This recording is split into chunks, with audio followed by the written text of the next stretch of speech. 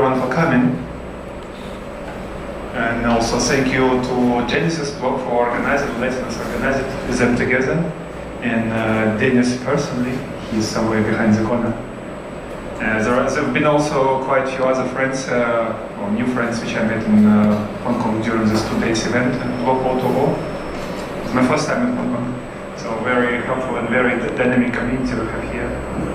Very nice to be able to share some of our experience. And the whole session will be recorded from behind. So just to inform you, if whatever happens during the session, you say, oh no, later on, take it out. Just let us know. We'll cut it and take it off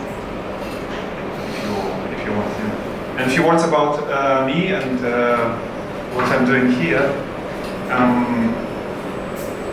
ICO now is a kind of hot topic, but we did our last year. It was let's say first or second wave of still old style spirit of ICO, where you try to build something in the spirit of cryptocurrency, platform, protocols, combined community. So last year we did it in July. It was very successful. At that time, quite typical, in very short time we raised our 45,000 Ethereum. So and since then, we started to work before it. It wasn't just a white paper. I've been doing it, cryptocurrency analysis, or let's say practical analysis, and mostly sentiment, crowd sentiment related, for already 1 year. So when I came to ICO, it was quite prepared, and not just one team, not one person. And ever since then, we've been building a platform and learning even more in crypto, because 1 year in crypto, it's a lot. Things changing very, very fast. And but here I will mention maybe only shortly what we are doing in the platform, if at all. Basic idea was to share our experience. I had a lot. I was trading and investing very intensively at the beginning. Maybe this is how initial capital was collected. And then, of course, while we start dealing with a lot of data, which we believe is very important and useful for crypto, and why is it important? Just a huge amount of experience, and very good to share, give feedback back, and see if it helps you or you can help us too. So this is from introduction point of view. Topic which we pick for today, understanding irrationality in crypto markets. And we can put many different topics on crypto markets, but for me personally, and it's in a good sense, the crypto markets are irrational, and it's a good so, because I will step by step explain where irrationality is coming from, why is it good, how to deal with it, and what it all means for us when we participate, and what may be the best strategies to deal with it.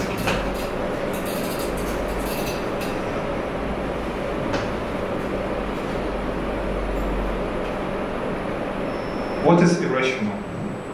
Well, from the language point of view, it's opposite to rational.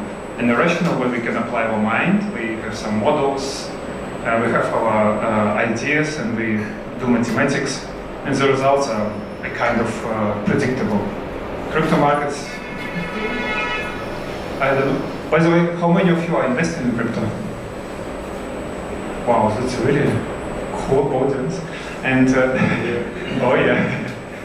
And actually, I heard that when I was talking to people yesterday and day before yesterday, they were complaining, oh, Hong Kong is so conservative, so behind the whole world. But now when I'm reflecting, when I'm doing presentation in Europe, 5-10% say, yeah, we know what this crypto is. Here, like more than the half. I think that maybe they're trying to keep quiet, but it doesn't look to me that it's so super behind the rest of the world. It seems to be a very active crypto community. Yeah. And here I wanted to show some charts, but what I see from the audience, you don't need to see the charts. You know how is it in crypto. You know how fast we can go to 20,000, fall down to 6,000, and I don't know, our own token, some token, long time, I don't know, 20 cents, 25, 10, 15 cents, and per $8. Variation, $500 million. well, for me, completely irrational. And at the time we didn't have any product yet. Then we start building the product, delivering features fall down to 60 million. So, what? So this is how, and it's for many projects like this. And whenever you are coming from, well, if people are coming from traditional finance and they see this kind of activity, there is nothing, price is huge. There is something, price is slow. And then sometimes nothing happens, again, grow, may fall, or maybe grow further. How do I understand it? What are the rules? What are the rationality behind it? It completely looks like complete chaos. Like you never really know how to value the crypto markets. And that's what I mean with irrationality.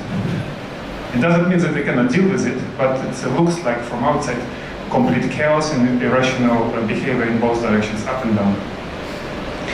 And yeah, this is a typical question. We do think that we are in control, or we do know something about the future of the world, but if we ask even an audience, do you know what the Bitcoin price will be tomorrow, in 1 week, in 1 month? More likely than not, most of us will be wrong. By the way, what do you think will be the price of the Bitcoin in 1 week? Will we go to 11,000? Yeah? Yeah, okay, well, we will talk about it too. So no one knows what is going on and what might happen. And there is a very, actually scientific explanation. It's a kind of scientific, I find it scientific. When we deal with old financial system, or stocks, bonds, I don't know, everything, derivative, we have a huge set of data which we know what it means. There is, I don't know, revenue, there is taxation rules, governments, like many things, how many employees, what is the business model. We know so much about every company, but still there is some part we don't know which makes speculation possible. But in crypto, everything I mentioned is unknown.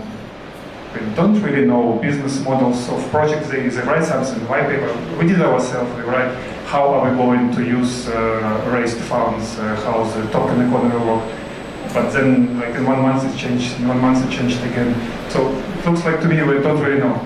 And I don't even talk about legal aspect of how crypto is working. One day it's legal, then it's illegal, prohibited, allowed. Like things are changing constantly. And taxation, how are you going to tax? Well, I know many projects, they don't pay any taxes. And okay, it's still okay now, will it be okay in 2 years? No one knows. So, huge set of data which are unknown. And when you analyze unknown, well, the results is like what we see on the charts, it's like moving like crazy in both directions. And not to forget that what we create in the cryptocurrency space, it's basically yet untested, or with Bitcoin tested to some degree, a new set of business models where value is always created, but you don't really know who is the owner of this value. In the base case, it's like completely decentralized. The whole community of token holders fairly distribute the value, but the best case doesn't happen so often. Still, we're in a big process of experimentation. How do we create value? How do we govern our protocols, platforms? How we distribute this value fairly? Do we pay taxes? Not do we pay? A lot of experimentation is happening right now. And we need to deal with a new set of data, which didn't exist before, and we'll talk about it.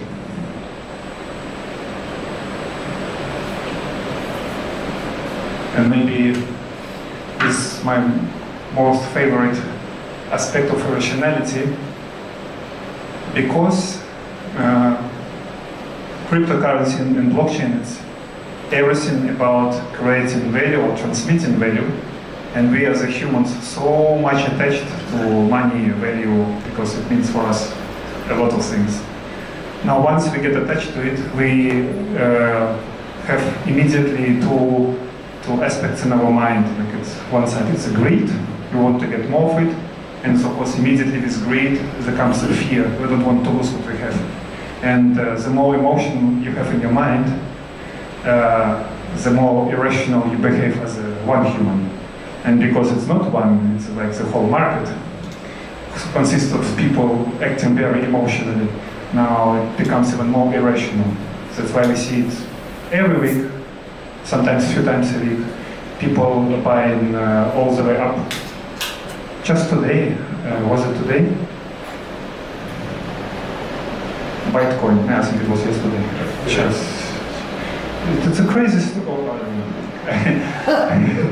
Still, you look at the chart, you look what's going on, you cannot believe, but it's happening, it's reality. So it's a very irrational reality. It's all because of this, because of greed and fear of missing out, or fear of losing what you have. So this psychological aspect of us as humans is super strong, and it drives, from my experience, like 80 to 90% of price actions, just because we don't know, or we don't have yet real value in the cryptocurrencies. There is some, but really there is no value, like we have in all financial systems. There is like expectations of value to come. Yeah? So human and the behavior aspect, it's, from my perspective, it's a key to understand. Here, it's a really like my personal experience. Yesterday when I was sitting and preparing the presentation, in the presentation itself it's just one chart. We will, when we are finished, we will come through a lot of charts. But this is really like my own personal experience. I get exposure to crypto markets through Ethereum. Well, I was too late to get Bitcoins, but I was early enough to get Ethereum. Not super early, but early enough. And on this chart you don't even see that there is a change for 1 year, but there was a lot of actions there. Those who know, there was the DAO, or before the DAO, excitement, and then depression, and then fork, and split, and hacks. A lot of things happen, and you don't see it here. And this is a quite typical chart for almost every cryptocurrency nowadays. And here, for me personally, there was a like major accumulation. Like I was building up, like putting everything I have like, in this area. Now, it didn't feel so bad when DAO things happened. Well, I sold part, not far from close, but not everything. I still like suffered because wow, I was looking, it was so much, became half. And then I bought again and bought on sale because I believed very strong in Ethereum. You don't see it yet. The most interesting things start happening here. When we jumped first time from 10 to I think $22. I think it's here's price in euro, but I will mention dollars. That was the first very, and it's about psychology again, very strong feeling of relief. Like you feel, it feels much lighter. But you don't sell yet. Well, at least I didn't sell yet. I felt better. I say, no, 2x. I suffered 1 year, no. And because you are deep in the community, you know what's happening. I've been to DEFCON to talk to people, so you have really, when you invest most of your time in one project, you know it very well, and you know expectations are not yet fulfilled. And now we're just talking about Casper, but the talks were already there at that time, or like proof of stake, they were already at that time, or sharding, all the topics were already presented. And you know, you look at the prices here, it cannot be priced in because it's just 2x, and no one really is talking in the white community, so you wait. But what next things happens, it happens very fast.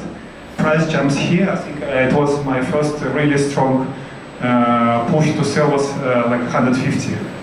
Like this is where psychology, emotions takes over. My mind understands, well, still we haven't delivered anything, so it's too early. But the emotion's too strong, so I said, okay, I sell at least some part. So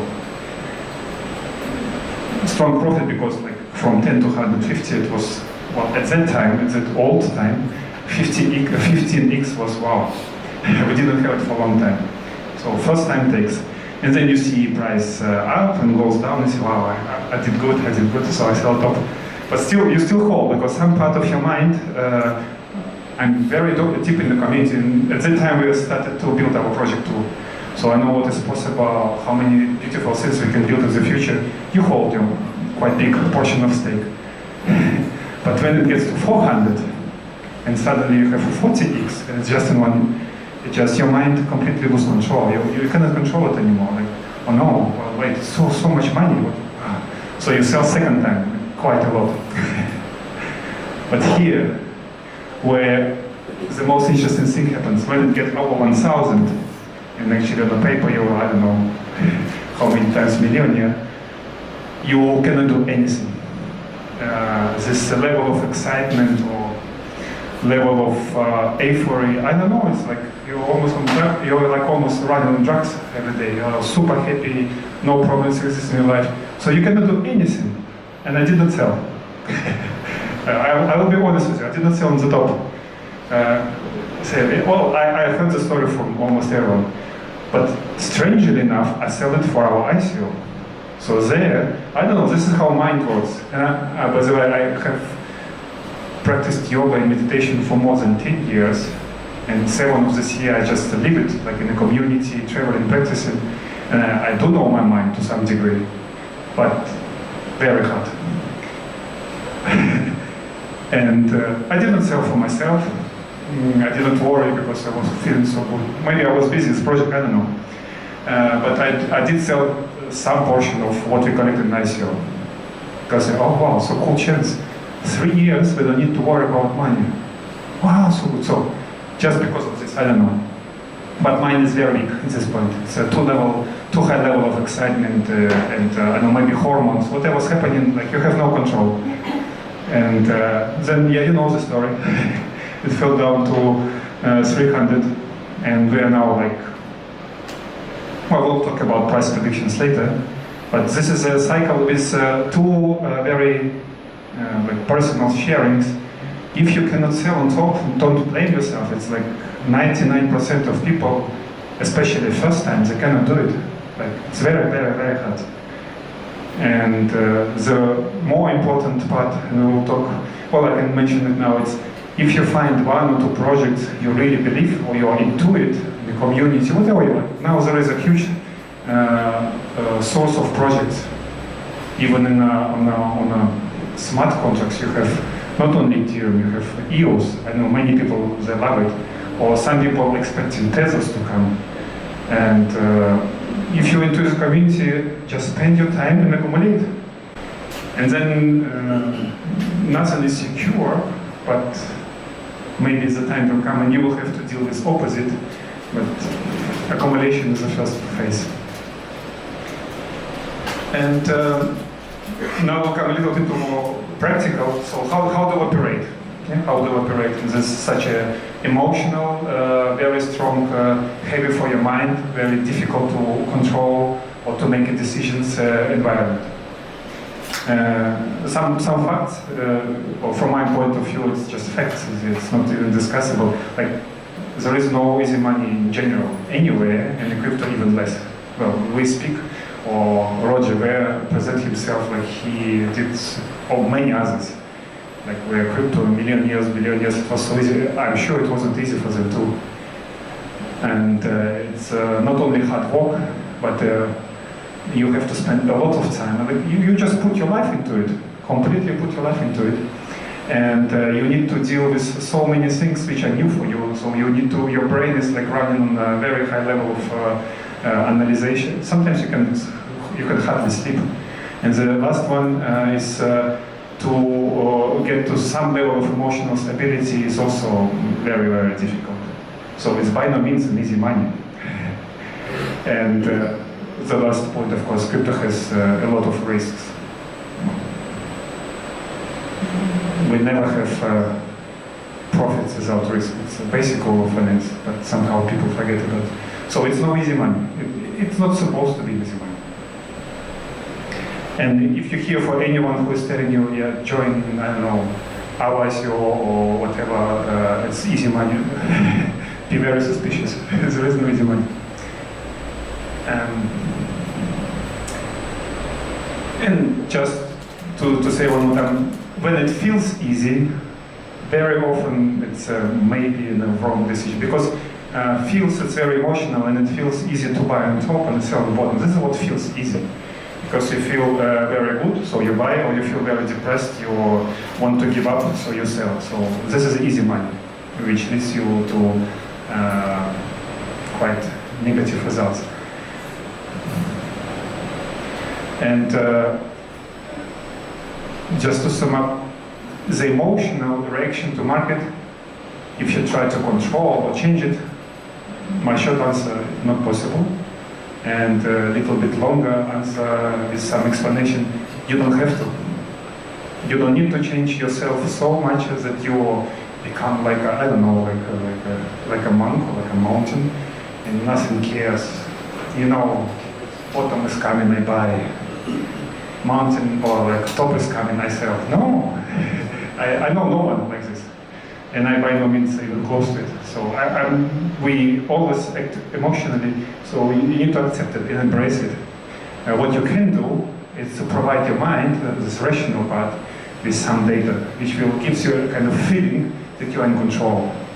Or like you make a decision which based on data. And this feeling is very often enough to really like make this last step, okay, buy. Even though your mind is screaming no emotion, but everything looks so bad, but rational part says, oh wait, here is some data and I know the patterns, whatever. So the mind will make it this last step. And there will be the same on the top. Whenever your emotions say, wow, wait, it's so cool, just 20,000, but everyone says it will be 50,000, 2 times more. But you look at the data, and one part of you might say, wait, but... And the decision will happen. Not all the time, but you will make more often smart decisions. So these 2 things. No need to control emotions, but take into account data, the available data.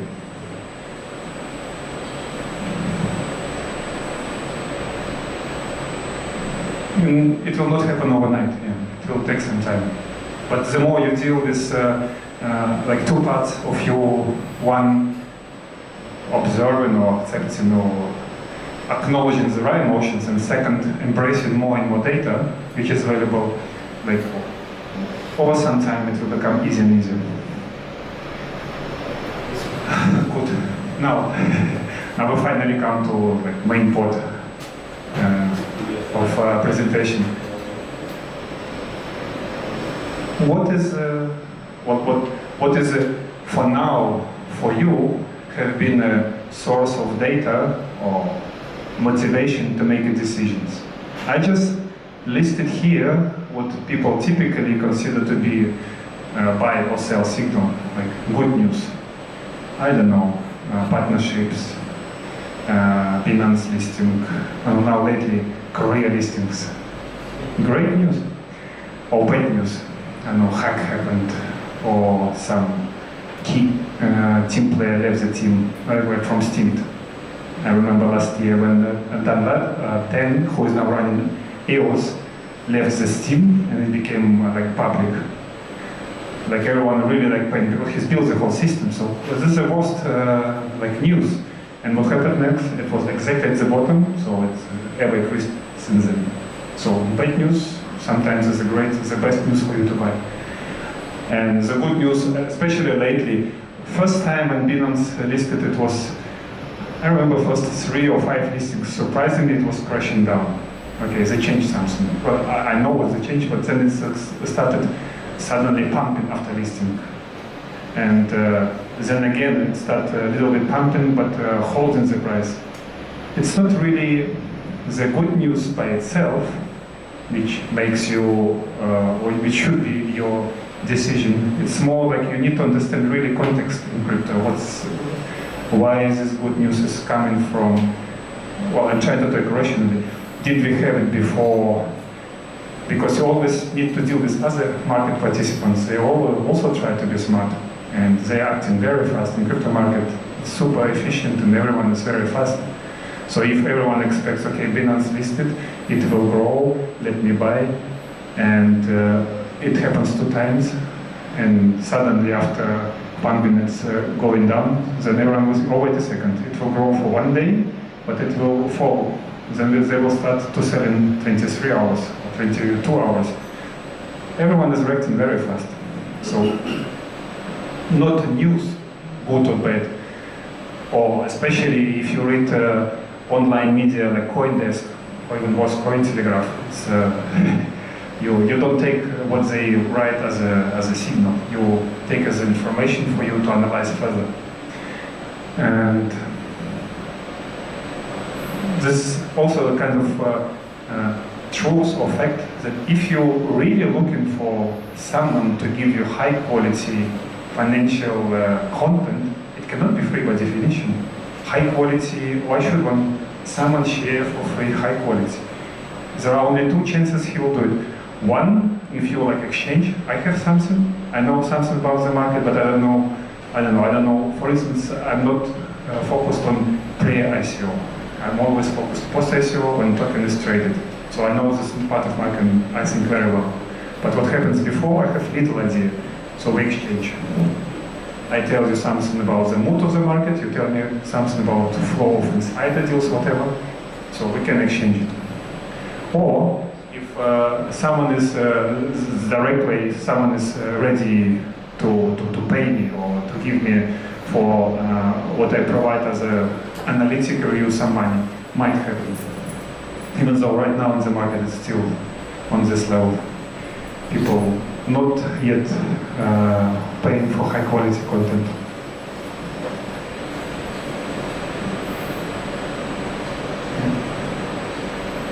Just be sure that whatever is public media and is given for free, it has its own purpose. Someone paid for it mostly to serve in front of your eyes, and they have either they bought before or they maybe paid for publication. It's never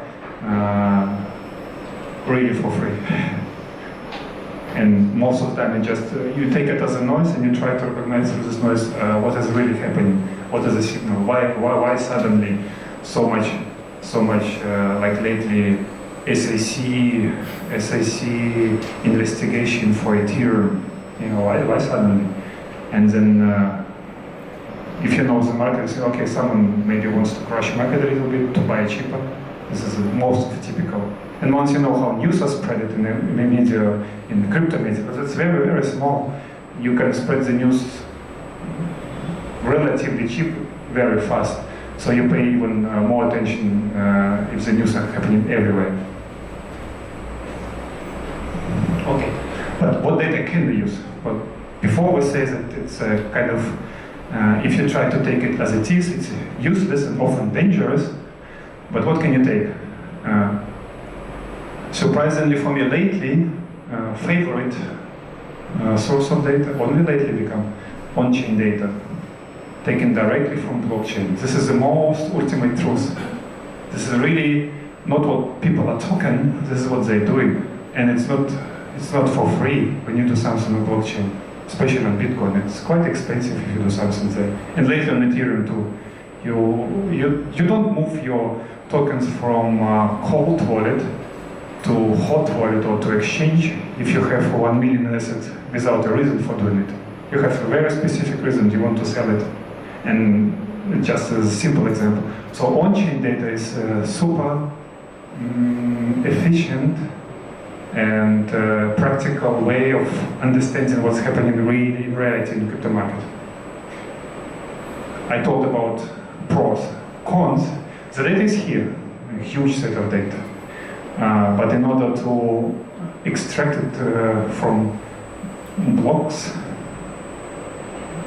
connected to blocks data or transactions actually, in a format which you can start working with it, it's alone quite big piece of work. And the second, you need to have some experience to pay attention to specific part of the data. The data is too big, so you need to know where to pay attention. You need to collect.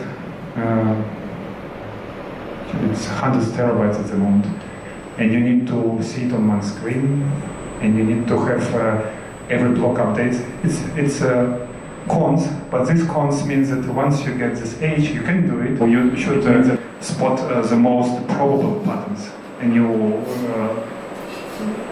apply more your mind power to do risk management, not like really trying to be perfect. Now I know 100%. No, you don't need it. 60% being sure it's more than enough. 70 it's like wow, top result. And if you do proper risk management, you're more than fine.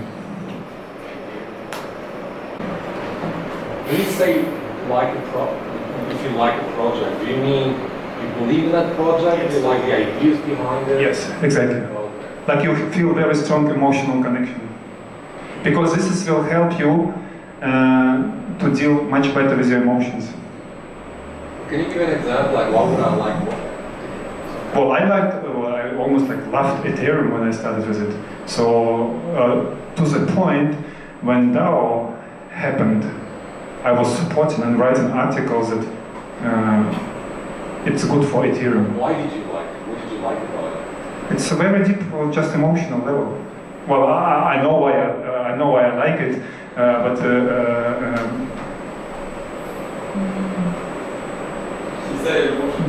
I never had an emotional attachment other than spending it. yeah. That's when I get emotional when I buy something. Why would I get emotional? No. It's not about becoming emotional on purpose, but if it happens to you that you suddenly have very strong connection to project, whatever the project is, there are like now more than 1,000. It's a good way of applying your emotion in a good way. Because you will have to deal with emotions anyway. Now, when you believe in a project, it will be much easier to accumulate the goals and go through difficult parts because they will happen 100%. Not a single project did not have a very hard time. And when you really believe, you participate in community, you know what they're doing, you expect them to deliver, it's much easier to go through difficult time. So accumulating the goals with a strong positive emotion, much easier. So if you have it, it doesn't mean that you must. Where is my emotion, where is my... But suddenly, what happened at some point of time, maybe in Hong Kong, there is a new project, and just because it's, comes from here, you meet people, and they're really like doing amazing, revolutionary, or whatever, like very good for society. There might be tons of reasons to say, wow, really, I like them. Yeah. And they need our support too. Many projects doing with things, not all of them, but good. And of course, the fundamentals of crypto, it's the most hardest things. Like we're still learning, each of us, what are the really like general trends. Like right now we have two, scalability and governance, and it seems to be like scalability, it's either delegated proof of stake or Ethereum style like sharding. So we're like, no, okay, we're expecting them. Or lately Zilliqa grew like 10 times just because they promised to deliver, and they deliver to some degree, very high scalable blockchain. So it's one of the topics where you can say, okay, whoever is either promising in a way that people believe or will believe, yeah, good way to put money, or whoever really like start delivering. So you need to recognize this early enough. And the government is there. How to the government's development of decentralized network is a huge pain for the whole crypto community. We still don't know how to do it. But it's changing. Now we had when China banned ICOs, like we had a little shockwave through the whole, especially Ethereum. Yeah, and then I was, oh, so what? Well, you can do it there, or you can do it somewhere else. And then actually, like also a new wave just crashed and grew again. So these fundamental things has to be understood. But if you don't understand them, the previous might be enough too. And for myself, I also find it quite difficult to follow all fundamental and all the trends. They're not so easy to comprehend because the area is very new. But we learn from each other always. Like we're talking and exchanging, and it's actually, if you have good community, it's possible. Now I wanted to show some examples, but because I have a lot of them, maybe some questions or some yeah. Ladies, do you have a microphone? Sorry, you just mentioned this area of Elliot waves. It's not like a... Thanks. Yeah, you mentioned the theory of Elliot waves. So could you please explain a bit more about the technical analysis? And also, like, how could we come to know about the bull and bear market in crypto? Like, are there any particular tools or ways? Thank you. It's a very good question. Right now, we don't really have particular tools, but it's interesting that you ask me. It's like, yes, no, that's exactly what we are building at Santiment. But I don't know if I go to too much details what we are really building. But is it question for technical analysis and Elliot waves interesting for others? Okay. So then, wait, I think. Yeah, one of them. Yeah. So I would call it pure TA, pure technical analysis. So I'm just trying to say which one is the best.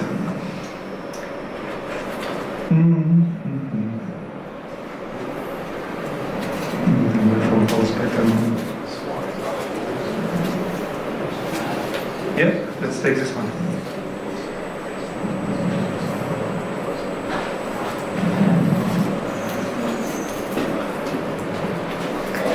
So this is the most basic technical analysis you will ever see, and the simplest one. Price is growing, there is a very good trend line, volume is falling. If any one of you have been trading, I was not trader before.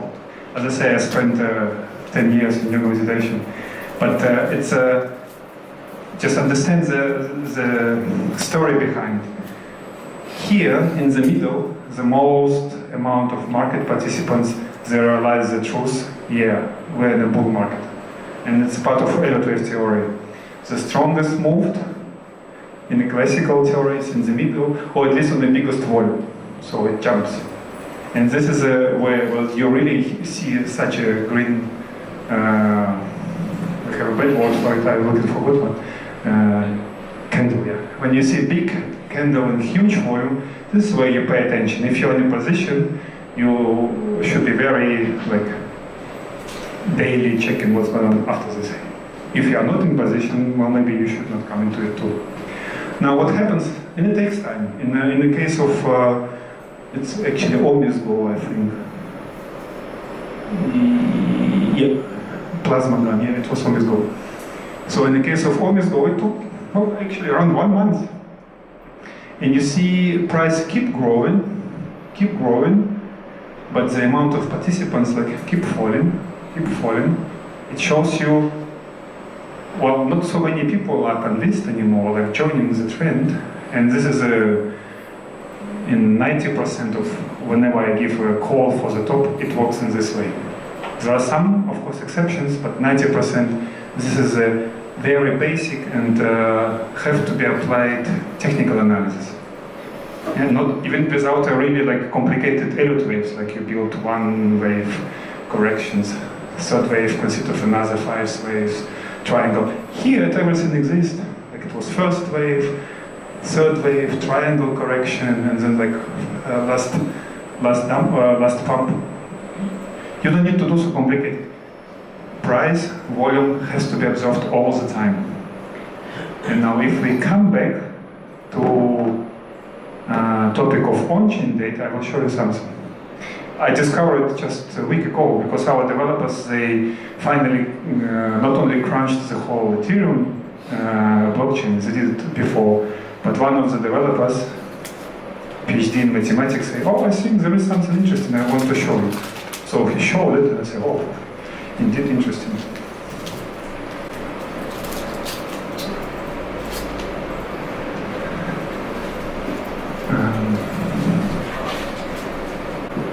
You know the project Golem?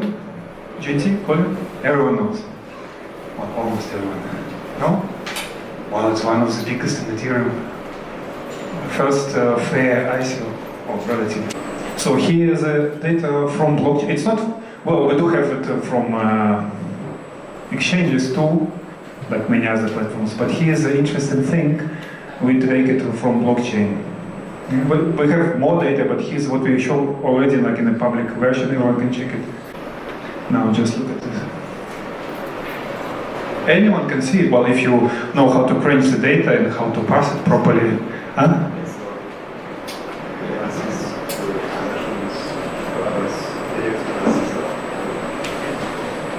It looks like the daily active analysis are in advance, earlier than the price. So when I first saw it, it works perfectly for the projects who do not have any product yet. Like there is no token economy, tokens are not used for anything but only for speculations. And then whenever they interact and go to exchange, sometimes over the counter, or like sending from wallet to hold to code, they do it only on the purpose of speculation. And what you see, the price is growing, yeah, the volume kind of growing, but then the price keep growing, but amount of participants dramatically falling. And here is one bar chart, is 1 week.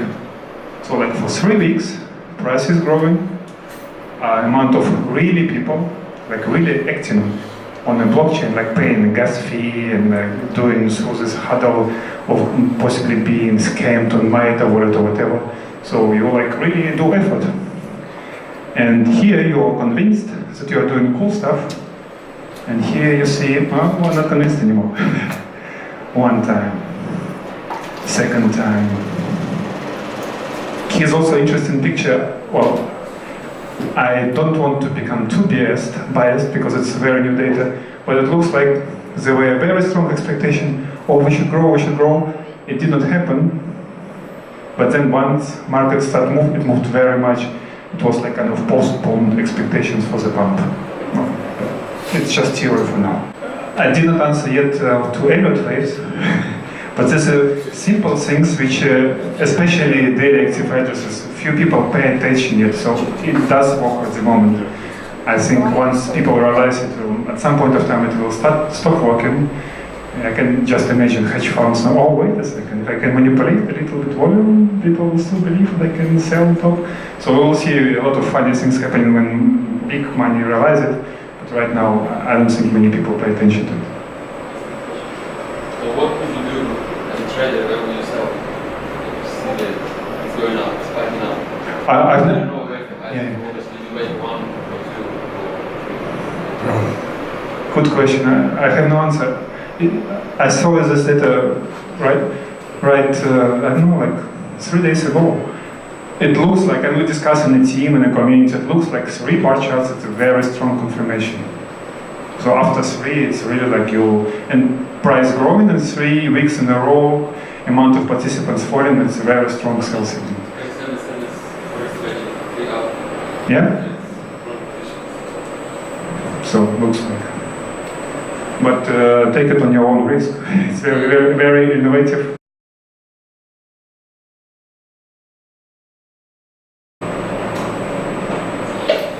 It's what I did in the beginning of my cryptocurrency career. So, what Elliot Waves says that engagement or involvement of market participants of the crowd goes like in the waves. Yeah? The first wave, like in Bitcoin, is really like passionate people, I don't know, geeks, and, sometimes crazy people, who very few people know about. Yeah? So it like, bam, comes first wave. But never goes in one line, so it goes up, and then they suddenly realize, oh, wait, we have some problems.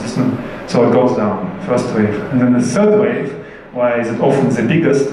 Because it gets some attention, and much more people joining, and then it's like really most of the time like very strong and the biggest wave advanced.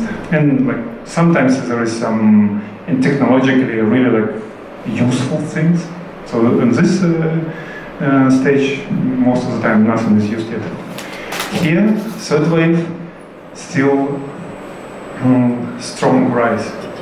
Now then there is a fourth wave correction where most of the time it's quite shallow, it doesn't go very deep most of the time. because it's very difficult to convince people to sell. They are really like keeping.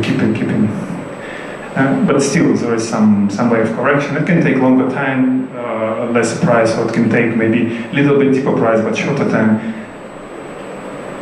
You cannot change it. There will be another correction. And then the latecomers who wait, say, no, I cannot wait anymore. So they will pump it to the last price. So we will have 1, 2, 3, 4, 5 waves. The key point, and why people say it's not working, it takes long time practice to recognize them properly. And I'm doing it like for 10 years, and still I do sometimes mistakes. And it's like, I don't know, often I give an example, it's the same, like either you learn box, or you go and learn Aikido, and then you go on the street. After 1 year with box, well, you can handle most of the situation. With Aikido, well, you will have troubles. You need to practice for 10 years. You know, you surely have examples of fighting styles also in Hong Kong. You can compare. Some things are very straightforward, and you can solve your easy problem very fast. But some, like these tools, which are very sophisticated, they explain you the whole universe of this project, and the depths explain you crowd psychology, and gives you a really precise view, but you practice a long time. And still sometimes you can go wrong. So at that time, it was 2016, if you are so long, you remember Monero. It was right after pump of Ethereum, then we had Monero. So look at the chart, and it was, nowadays you don't see this pattern so clear anymore. There are already hedge funds, and they're mixing things more complicated. At that time, no hedge fund really participated in Monero. No one really paid except really some whales, of course whales, and some just community who acted very emotionally, and you see these emotions. Wow, something happens. Wait. Now we're really doing it. This is the best. And well, starting from here, it was really like talks. Wow, Monero maybe can take over Ethereum in market cap. Yeah, we're close to it. It's a flipping. It's already at that time we had the term flipping. Now Bitcoin is just bullshit. Monero is a real thing. This is what you have here. This is where you really start asking questions. Is it can it really be so rational? So, and there are many rules. Or for instance, this wave should be a specific amount of these waves, and it should consist preferably of also 5. You can make it complicated just to make sure that your call is as accurate as possible. But general explanation is mostly enough for you to see, did we have 5 waves at all? Yeah? If we don't have it, well, maybe it's a good time to enter. Yeah. And by the way, here's the same thing. The highest volume here, then we fall down. And even secondary indicator at relative strength index, the same things. We go up, but we are not able to pick up in volume. So only a smart amount of participants, latecomers participating, the others have full packs. They cannot buy anymore. They are full with it. They start selling. And yeah, and then it corrected long and painfully till here, but we again went up. So now I answered Elliot's question.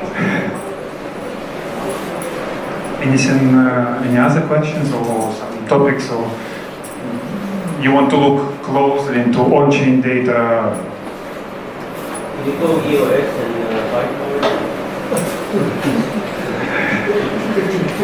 Explain this. Bitcoin,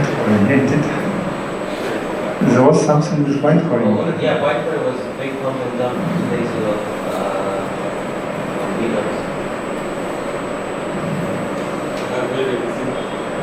Second. I have you both of. It says,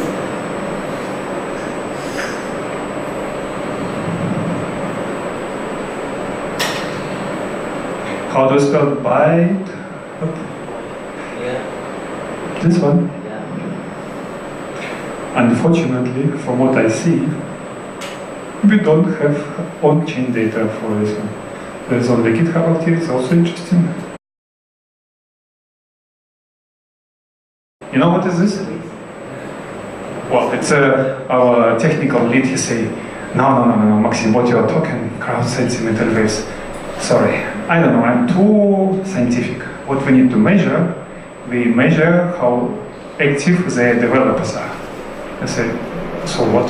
Does it matter? Well, people speculate, no, we need to measure it. So he took some time and said, okay, do whatever you want. So he took some time, and now we have GitHub activity also for all projects, for all cryptocurrency projects. And in some cases, indeed, quite amazing. You see how it corresponds to the price.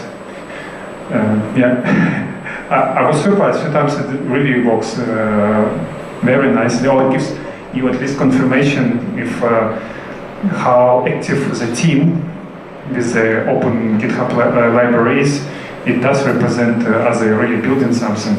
And in some projects, by the way, we talked today about OmnisGo, they have, looks like very specific development cycles. They build very intensive for some time, and then usually close to the end when they show, okay, we did it. Or like we developed something. They start marketing very active, and the price is like following up every time after like peak, then you see, oh, price peaked. Development peak, price peak. So it looks like it represents the internal structure or the way how they build the company. So now I believe him, yeah, it does have value. But sorry, we don't have any blockchain data. From here, how it looks, well, there is some junk, but it's so small. I wouldn't work with this data now. The only thing it looks near a bit overpriced if you compare. Yeah? It was 100% in a day, one day. Yeah, because they expected to. Did they list it on Binance or on Koreans? Binance. Binance, yeah. How about EOS? EOS, yes, I think I have some data. Yeah. Well, those are very active, yeah, I know. So let's see. Interesting.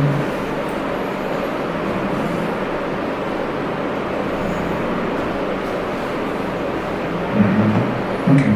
Well, the zeros, yeah. It's we talked to a few people here before. You have data, you prepare it, but sometimes you need to clean it a little bit. With EOS, I think, because of the specific ICO, where like I think daily 2 million EOS tokens, like they keep selling. It has to be taken into account, maybe split it, but still it does represent the same picture or very similar picture. Yeah, here. Trying to push, no, little people, yeah, and then it dumps. Now, where now? End of March, it was like a lot of addresses, but the price hasn't responded to anything. And then it was just a little bit later, almost a month later.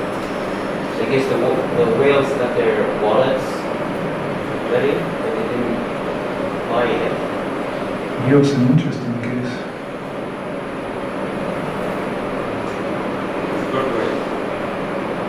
Yeah. I will look into it. If we have time, I know Dennis, if we have time now, can show our internal system is much more on-chain data, where I lately like to prove a few more things. Burn rate, because this is important. Yeah. Burn rate, if you have 1,000 tokens, and you move them after 1 day, so the system says, okay, 1,000 token burn rate. Actually, it's more like token move rate, but traditionally there is in Bitcoin they call it burn rate. Now, if you move the same 1,000 tokens after 1 week,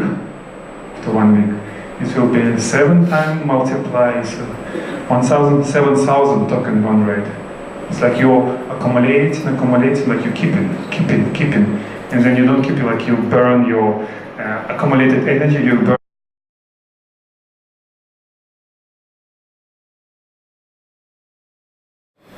So then I would show you even most advanced version.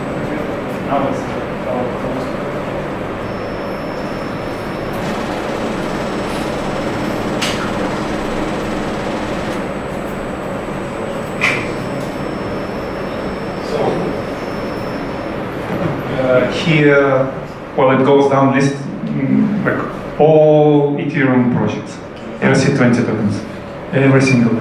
And blockchain analytics, well, GitHub the same, so we did create some internal indicator, which project I want to see.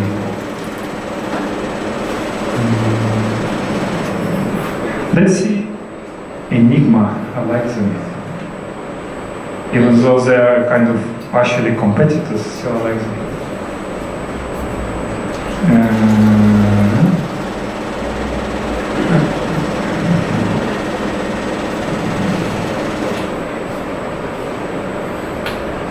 Enigma.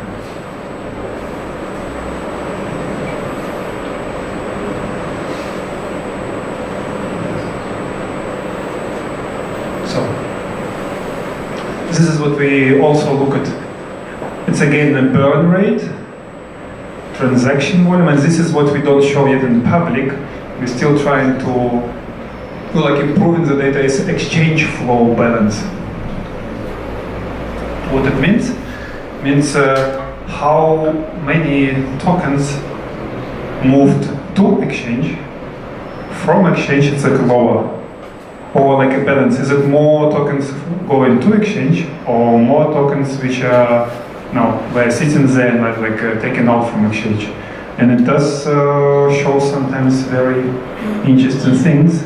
Still, it's as I say, it's early age of blockchain analysis, but yeah, you would see that this spikes of suddenly so much go to exchange, while in this case it was really like, I would say capitulation, some like just couldn't wait anymore. Yeah? And here, like he was so happy than he sell, but anyway, so this is a part of data. Also way how we,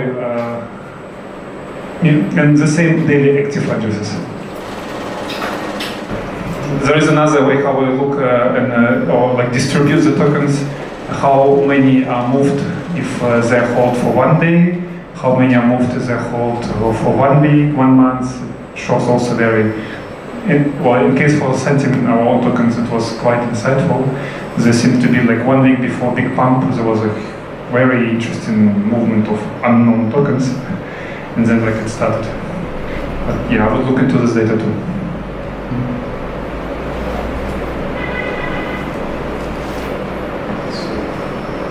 Is there a way to categorize the addresses by type of owners, like exchanges or large investors?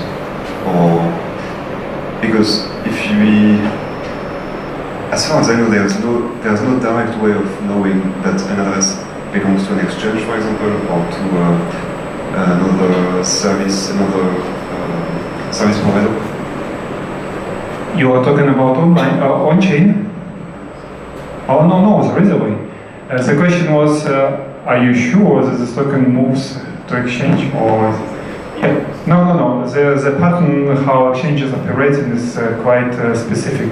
They have always hot wallets, cold wallets. They keep, I don't know, depends, 5-15% hot wallets, and whenever tokens are moved to hot wallets, then with smart contracts, I guess, mostly like move to cold wallets. So once you recognize, you can extract. Some exchanges take a little bit more complicated routes, but you can do it. Sorry, I didn't catch this. So how can you... He was asking about this metric, where we analyze how many tokens move to and from exchange. So you check the exchange wallet address? Yes. No, we every single block in Ethereum we perceive, we split, and we put into our big data warehouse. And once we're doing, we're like already like put it in a nice way that we can do and say, okay, this transaction for this project, it was, we know that okay, it happened to exchange, and this amount of tokens, and they were held so long time before. All this data is every single block we already stored. So you can then see how much of the order book in the exchange is fabricated, right? No. Good question. Because like on volume on exchange directly, it's not on chain. It doesn't have to be on chain. But there can be some correlation because there must be, if there is a buying or selling, people don't hold like 100% of tokens on exchange. Well, it's complicated analysis. Maybe possible, but we can give some sample of data, you can do it. But right now it's, I would say, too early stage for do this kind of analysis. Oh, we do know that volume is faked. So what do you want to know more? Yeah. If you are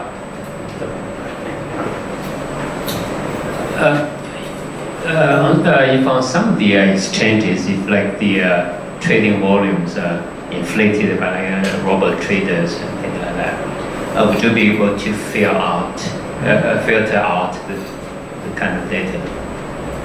Once again, the question? If some of the exchanges there are like robot traders to kind of inflate the trading volumes, would you be able to filter out? It's difficult, yeah.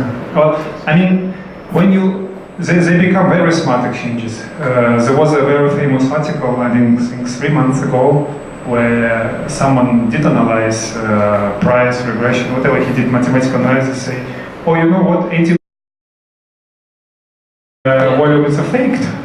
And you know what happens is they change something and now it looks more like not fake, even though we don't know it's fake or not. But because cryptocurrency space is so like reacting very fast, once you see some awareness is here, okay, it's changing. It doesn't mean that volume is not fake, but it's become more sophisticated. So maybe it's still here, but the method you applied before did not work, and it means right now it's more complicated. I can say the funny thing, I remember one exchange contacted us, wanted to list. I don't remember the name. It was a small one, really no. Because I check online, I go there and I look at the volume. It looks like really like very obvious, like non-existent. Normally you see like prices growing or falling. There are some patterns in volume too.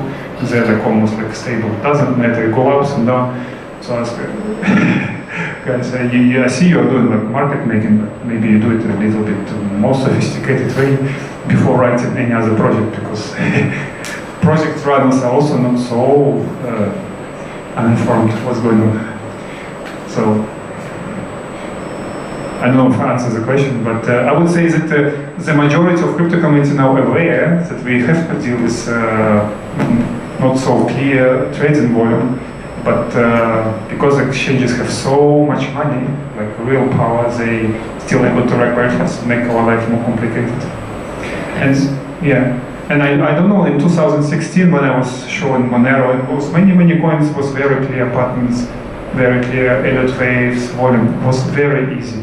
Now when I look at it, it becomes more complicated. That's why on-chain data you cannot I don't know if you can fake it at all, because it's expensive.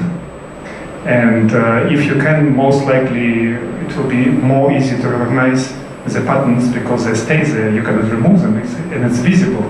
So probably they will not do this kind of fakes. On-chain is really cool. Good point. Yeah. Okay. Dennis, do we have still time? We have about 15 minutes. 15? Yeah. Okay. Can you Thank you. include the Bitconnect was a well-known scam? Yeah. The correlation between ads and how people Bitconnect, they were not ERC20. Sorry? Bitconnect was not ERC20. But come on. I mean, it's not Ethereum, it's not an Ethereum blockchain.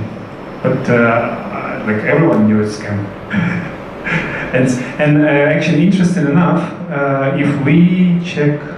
Yeah, let's do an experiment. The price of Bitconnect. It's good to bring it.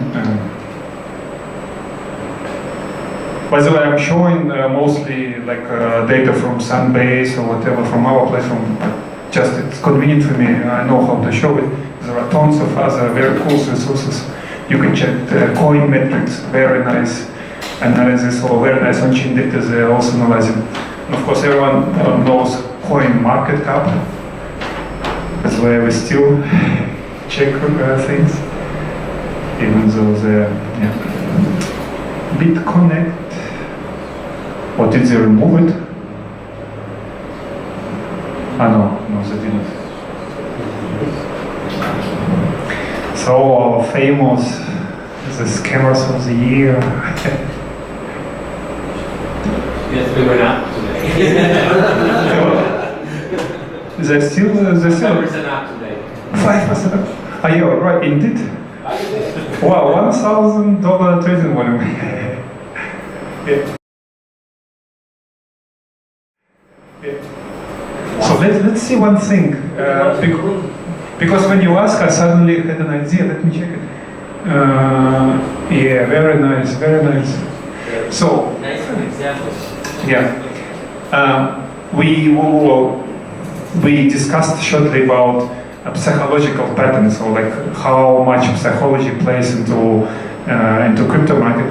And at the beginning, I would say, psychology is like two things: greed and fear.